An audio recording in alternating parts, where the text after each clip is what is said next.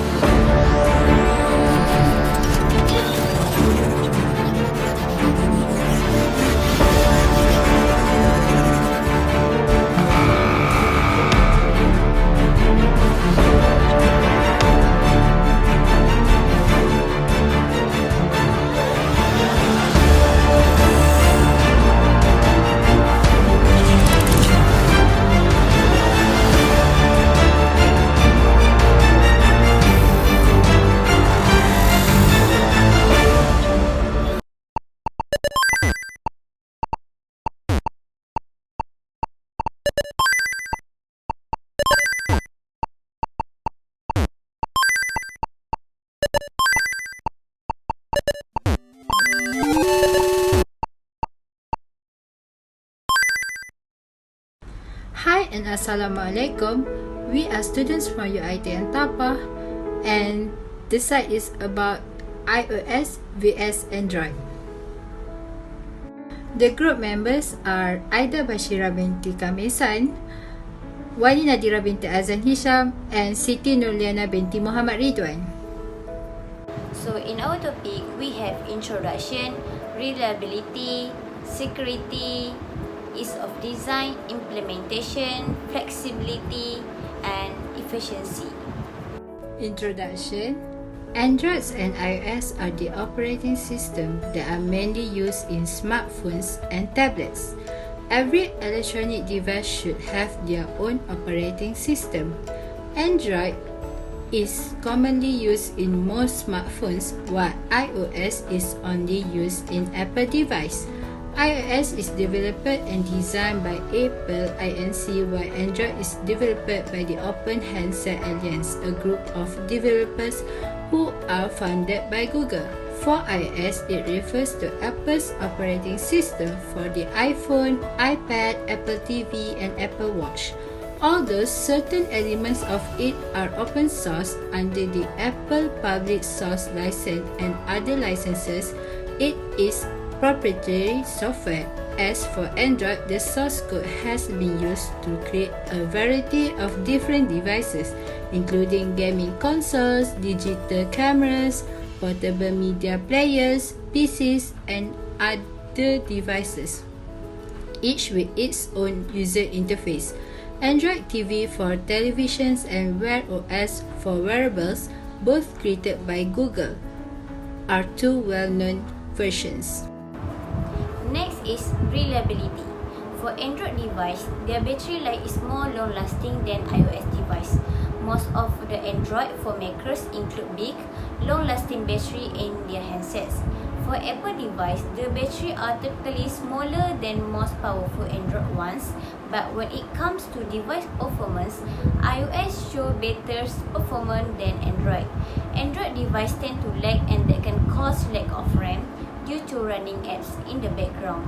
User can access and install most of the applications that are available in Play Store from any developers using their Android device, while for iOS device, only the authorized application can be downloaded from App Store. This shows that iOS devices are more reliable than Android device based on the device performance. As for security, Android security has a shady reputation owing to the fact that no one owns it.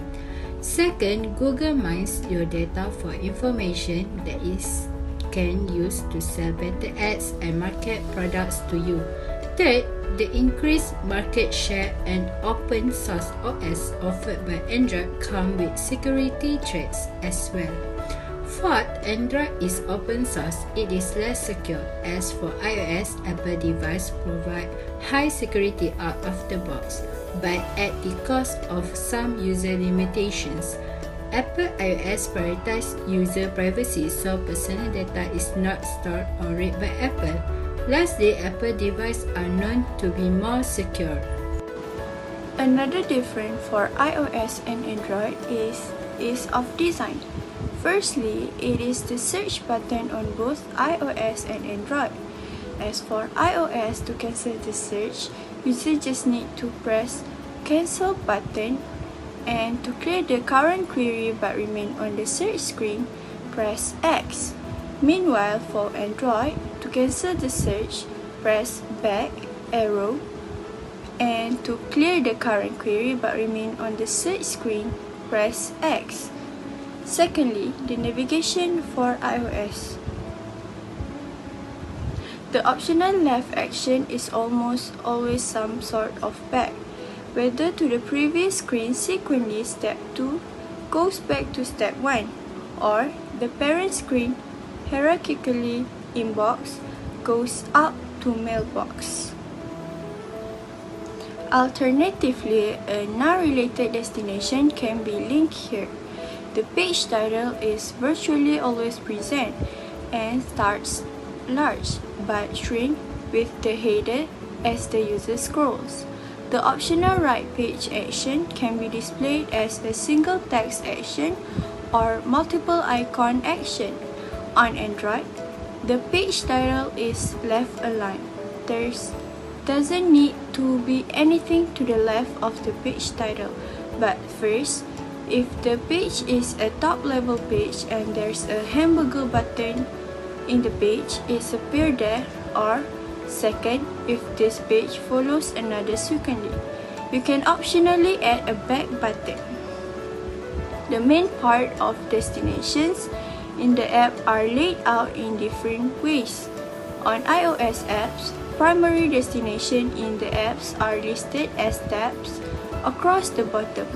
First, there are 2 to 5 tabs in total. Second, they are labeled in size 10 font. Third, they represent the main destination or nouns of the application. For what it is worth, many popular third-party iOS apps also conform to a few additional guidelines, such as any tab that represent the primary actions of the app. For instance, adding a new photo in a photo-based app is centered. Any profile or setting related tab appear last and search appears second. iOS default apps, on the other hand, discourage action being in the tab bar, do not have profile or setting related tabs, and make search appear last. On Android apps, the main difference is the same basic destination are widely dispersed throughout the user interface, typically over multiple screens, such as hamburger button, a search button, tabs, and a floating action button. Next is implementation. For Android, is more dominant throughout the whole world, including in Asia, Africa, and Latin America, while for iOS, it is more dominant to use in Western Europe, Australia, and Northern America. Also, Apple users are more likely to work in professional and management positions, whereas Android users are more likely to work in technical occupations.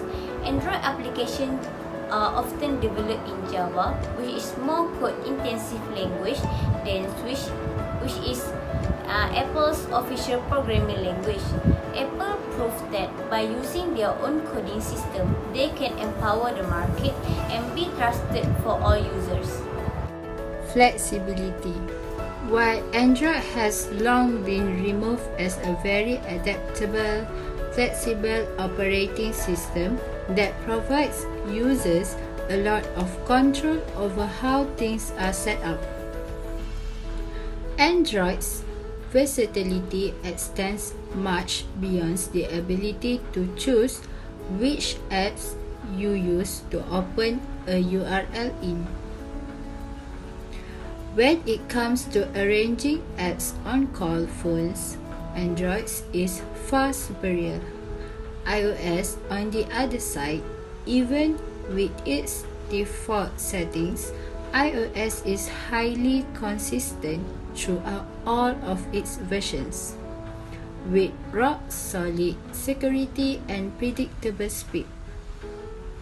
Although iPhone is more stable and runs faster, it does not interface well with the Windows. iPhone apps get screwed up when they are placed in folders. Lastly is the efficiency differences between iOS and Android. For the previous year, both iOS and Android showed fluctuation based on the device's performance efficiency. The latest version of Android will enable users to control their smart TVs using their smartphones. This shows that Android is more efficient when it comes to the smart TV. Both operation systems are assisted with their own virtual assistant.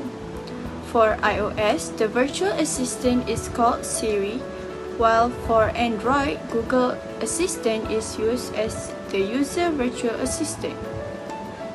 In terms of compatibility, Google Assistant in Android is way better than Siri in iOS. Google Assistant covers wider aspects and information that is available on the internet than Siri. Google Assistant can support more than 30 languages, while Siri only supports 17 types of languages. Siri is suitable for being the best basic guidance for users, while Google Assistant in Android is capable of working as the Wani assistant and organizer for us. This shows that the virtual assistant in Android is more efficient than the built-up virtual assistant in iOS.